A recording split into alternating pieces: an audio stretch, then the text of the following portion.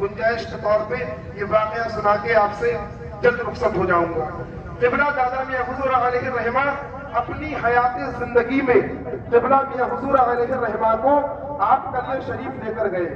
بڑی توجہ کے ساتھ سننا تمام کی روایت۔ جب قبلہ دادا میاں حضور اپنے ساتھ میاں حضور علیہ الرحمہ کو کلیہ شریف لے کر گئے، آپ نے وہاں جا کر آستانے صابر پاک میں حاضری کرائی، اور جب آپ سرکار صابر پاک کلیری رضی اللہ تعالیٰ عنہ کے آستانے میں پہنچتے ہیں تو آپ قبلہ میاں حضور فرماتے ہیں کہ ہم نے کھلی آنکھوں سے سرکار صابر پاک کا دیدار کیا، صابر پاک کا دیدار کیا۔ اور قبلہ میاں حضور علیہ الرحمہ فرماتے ہیں کہ دادا میاں حضور کی اور صاحب مزار کی جو بھی آپس میں گفتگو رہی ہوگی، جو بھی راز و نیاز کی باتیں رہی ہوں گی، وہ تو خیر اللہ ہی جانتا ہے۔ پھر اس کے بعد آپ صابر پاک کے دربار سے باہر نکلے، روضہ پاک سے باہر نکلے، آپ چلنے لگے۔ جو آپ کے مزار پاک کی سامنے کی طرف دروازہ ہے، قبلہ دادا میاں حضور ہے، ساتھ میں میاں حضور بھی ہے۔ جب آپ وہاں سے گزر رہے تھے تو قریب میں ایک فقیر بیٹھا تھا، دروازے پر ایک ملنگ بیٹھا تھا، ایک فقیر بیٹھا تھا جس کے بال بھی الجھے ہوئے تھے، چہرے پہ کچھ ایسے آثار نظر آ رہے تھے جیسے کہیں دور سے سفر کر آ رہا ہے، جس کے چہرے سے ایسے آثار لگ رہے تھے کہ شاید یہ کوئی اللہ کی یاد میں مست فقیر ہے، یہ کوئی ملنگ ہے، وہ بیٹھا ہوا تھا۔ جیسے ہی قبلہ دادا میاں حضور علیہ الرحمہ پاس سے گزری تو اس نے دیکھا آنکھیں پھیلا کر، اور قبلہ دادا میاں حضور آگے بڑھے، اس نے کہا اے ملنگ۔ دادا میاں حضور نے پلٹ کر دیکھا، جب دادا میاں حضور علیہ الرحمہ نے پلٹ کر دیکھا تو یہ مزار پاک کی طرف اشارہ کر کے کہنے لگا تمہیں وہ بلا رہے ہیں۔ دادا میاں سے فرمایا تمہیں بلا رہے ہیں۔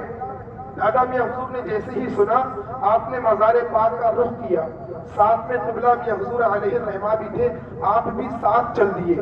اب یہ جو ملک بیٹھا ہے نا، یہ جو فقیر بیٹھا ہے، وہ کہہ رہا ہے نہیں تم نہیں، صرف ان کو بلایا ہے، تم نہیں جاؤ گے، صرف ان کو بلایا ہے، تم نہیں جاؤ گے۔ میاں حضور علیہ الرحمہ وہیں کھڑے ہو گئے۔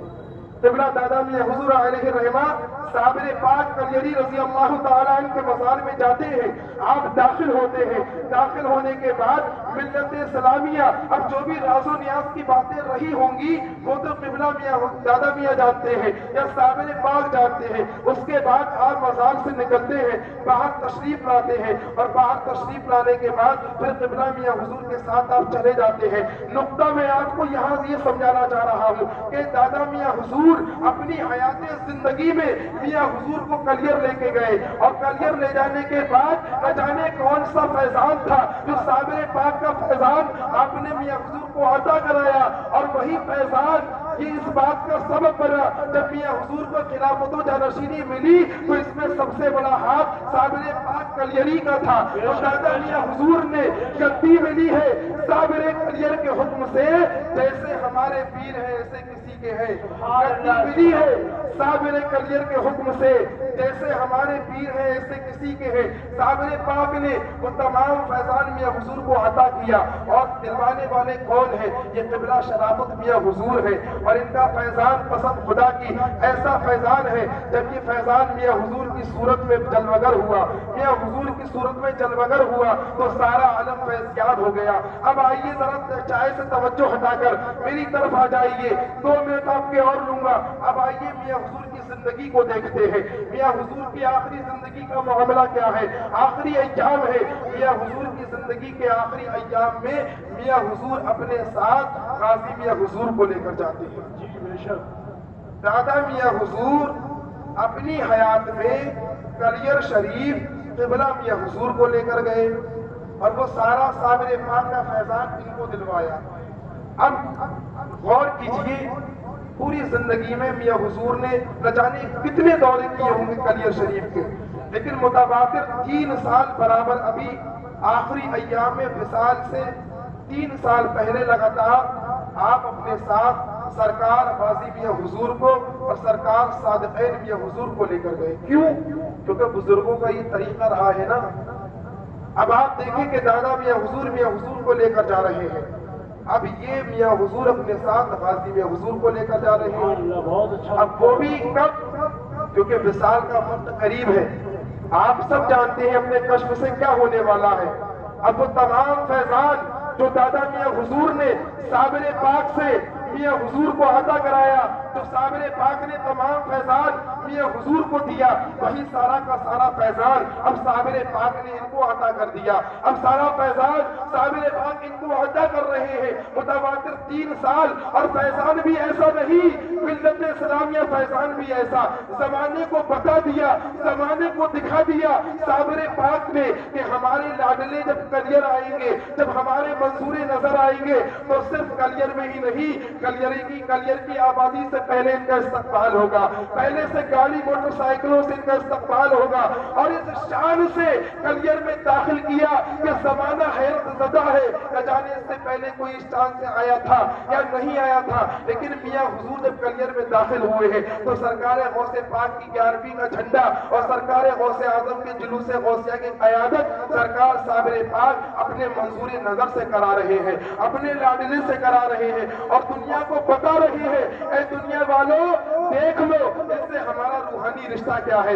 یہ ہمارے پیارے، یہ ہمارے لاڈلے ہیں. اس شان سے آپ کا جو ہے وہاں پہ استقبال کرایا. اور وہی سارا فیضان جو قبلہ دادا میاں حضور نے میاں حضور کو عطا کیا تھا، وہی سارا فیضان غازی میاں حضور کو عطا کیا. اور اس کی وجہ یہ ہے کہ آپ جانتے ہیں، سارا شہر جانتا ہے، ہم سب جانتے ہیں، قبلہ میاں حضور کے عرص چہلم سے پہلے جو سوئم کی فاتحہ والے دن ہم تمام مریدوں نے نم آنکھوں سے سرکار غازی میاں حضور مدث اللہ النورانی کی دستار بندی کا جو حسین نظارہ دیکھا تو اس میں آپ نے ایک بات ضرور نوٹ کی ہوگی.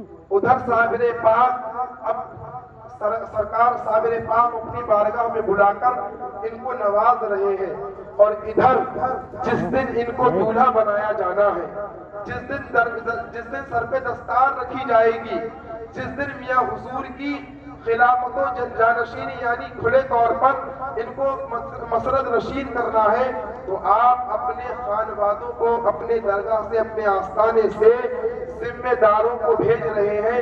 وہ اپنی تبرکات لے کر، وہ اپنی چادریں لے کر جاؤ اور ہمارے پیارے کے سر پر دستار باندھ دو. دنیا نے دیکھا سب سے پہلے غازی میاں حضور کے سر پہ جو دستار بندھی وہ صابر پاک کے آستانے سے آئی تھی. اس دن کلیئر شریف میں کچھ لوگ آئے تھے اور انہوں نے آ کر آپ کی دستار بندی کی. اس کے بعد صاحب سجادہ بھی آئے اور حضرت امام ربانی مجدد الفسانی ہمارے سلسلے کے روح رواں وہاں سے بھیج رہے ہیں دستار. سید صادق میاں کو لے کر بھیج رہے ہیں، جاؤ ہمارے پیارے کو ہماری طرف سے یہ تحفہ پیش کر دو تاکہ دنیا سمجھ جائے کل بھی یہ ہمارے جانشین تھے، آج بھی یہ ہمارے جانشین ہیں. ملت اسلامیہ باتیں بہت ساری تھی لیکن جو ہے وقت کے زیادہ ہو گیا ہے، وقت کے دامن میں اتنی گنجائش نہیں ہے، وقت کی قلت دامن گیر ہے. کبھی موقع آیا تو انشاءاللہ تعالی اسی طرح سے ان کی حیات زندگی پر جو بہت اہم پہلو اس پر گفتگو ہوگی. اللہ تبارک و تعالیٰ میرے کہنے میں لفظاً کے معنی جس طرح سے غلطیاں ہو گئی ہوں ان کو معاف فرمائے اور ہم سب کو قبلہ میاں حضور علیہ الرحمہ کی سچی محبت عطا فرمائے. السلام علیکم ورحمۃ اللہ وبرکاتہ. وعلیکم السلام ورحمۃ اللہ وبرکاتہ. معزز سامعین کرام، یہ تھے جناب مولانا افسار احمد صاحب جو پیر و مرشد کی حیات مبارکہ پر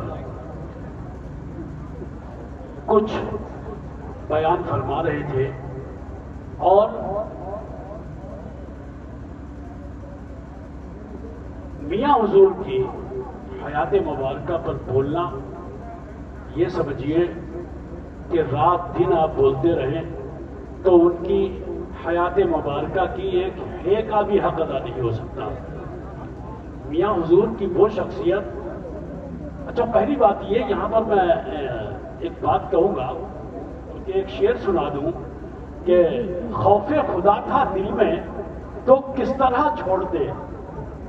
خوف خدا تھا دل میں تو کس طرح چھوڑ دے. آقائے نامدار کی سیرت میاں حضور، آقائے نامدار کی سیرت میاں حضور